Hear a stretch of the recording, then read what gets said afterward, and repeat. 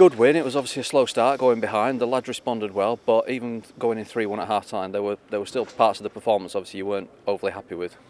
Yeah, and I let the lads know that we've got high standards at the club that we work to every day, and I thought Colchester, to be fair to them, looked to come and play some football, and they were brave and they got on the ball, and was just a little bit disappointed with our approach. We allowed them to almost take the game to us a little bit more than we usually like. And as I say, working with the players day in, day out and the standards that we expect and what they're capable of, I just thought we were a little bit below par, even though we were 3-1 up. And I told them that at half time we identified a few areas that we needed to improve in, and second half we were a lot more comfortable. I was going to say, do you feel like you got more out of the second half that you wanted in terms of what you told them at half time? Yeah, and that's the thing. I think that, and I say this to the players every single day, that we're not preparing you for this level, we're preparing you for the next one. And the key fundamental, if you want a career in football, is that you've got to be trustworthy. You got to step out on this pitch and be brave and embrace playing in front of 30,000 people, and it's not easy. So we've got to demand them standards every time we step on the training pitch or we step on the pitch. And if we fall short, then we're very quick to let the lads know about that. And they understand it. I think they understand the reasons sometimes of what we're chasing, and more so who they're chasing. It's not easy to get into this first team at this football club with some of the players that are up there, so we've got to push them, and when we don't feel like we're quite at it, we'll let them know. Was the response in the first half, obviously going behind inside 3 minutes, 4 minutes later we were 2-1 up, so was that a positive in terms of how the lads rebounded from that early setback? Yeah, and obviously I think that was important in basically getting a foothold in the game, but without looking at the result, you putting the result to one side, it's more about the performance for us and individual performances. And there was probably a number on the pitch first half that we know can be better, they know they can be better, and second half the game reflected what it should have looked like from minute one, to be honest, with the standards and that, and how we go about the game. And it looked more like us. It just looked more like us second half. Having said that, I still think we could have been a lot better with us finishing.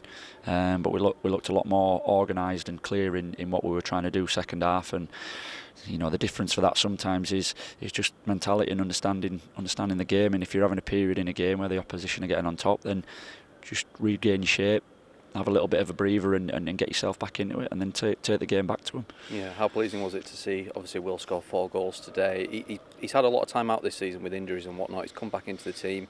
He's obviously had that little bit of taste of first team football as well, and today he looked right on it.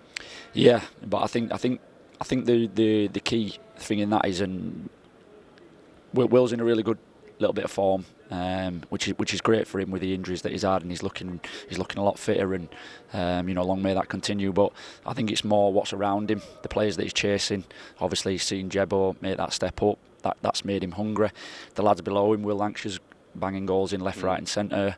Theo Williams has been at it with the under-18s, where good solid performances, so he knows that there's competition around him.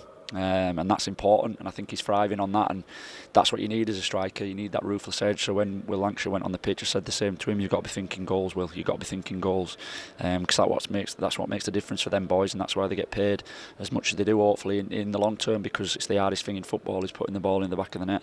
But yeah, pleased for Will. It's not been easy for him. He's been frustrated with the injuries, where he started to look like he's coming back, and then all of a sudden something. And most of them have been ones that you can't control, but he looks good. He's scoring goals, and for a striker you can't ask for anything more. Yeah, how pleasing has it been seeing lads like Will, obviously Blaster, etc., going up into the first team the last few weeks?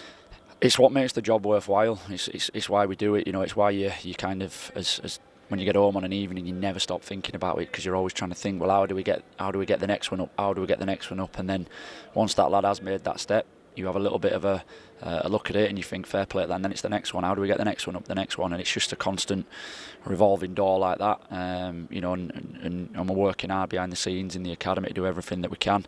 But ultimately, when it comes down to it, it's up to the players then to really drive that forward, and that's the difference as to whether they'll have careers or they won't, is if they've got that at the key moment to step forward and go, well, yeah, this is my time and I'm going to take the opportunity. And it's not easy, as I said to you, this industry is not easy to first and foremost get out onto the pitch, but then staying out there's a whole different question. Yeah, and finally, 5 games to go this season, and we talk about development and players in the first team, but obviously it's close in the league. We've got a chance of defending that title we won last season. How keen are you, the staff, the players, to go out and try and do that now in the final few games?